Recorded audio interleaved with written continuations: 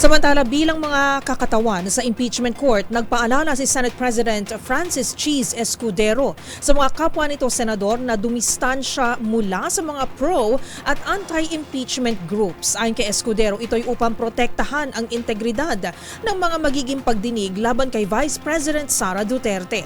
Narito ang ulat ni Raymond Dadpaas. Pinaalalahanan ni Senate President Francis G. Escudero ang kanyang mga kasamaang senador na huwag makinig sa mga grupong pro at anti-impeachment. Ayon kay Escudero, ang mga grupong ito ay bias, pabor at kontra sa impeachment laban kay Vice President Sara Duterte. Sa ngayon, ang mga pro-impeachment ay minamadali ang mga senador na aksyonan na ang reklamo laban sa pangalawang Pangulo, habang ang mga kontra sa impeachment ay tolo-tanggol kay VP Sara at nananawagan na ibasura ng Senado ang impeachment.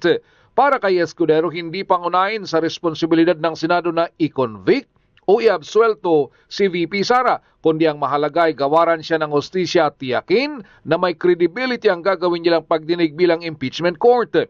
Dito mahalaga na ngayon pa lang ay magpakita ng impartiality ang mga kapwa niya senador na kasapi ng 19th Congress at ganoon din ang mga papalari na maging kasapi ng 20th Congress pagkatapos ng May 2025 election.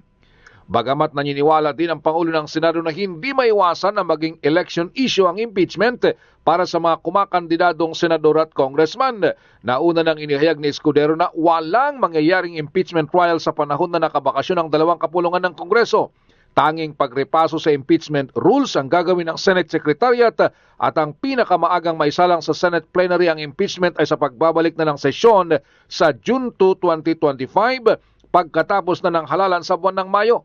Hindi rin ito naniniwala na kasamang impeachment sa mga dahilan na maaring magpatawag ng special session ng Kongreso ang Pangulo ng Bansa. Para sa MBC TV Network News, ito si Raymond Dadpaas, una sa Pilipinas, una sa Pilipino.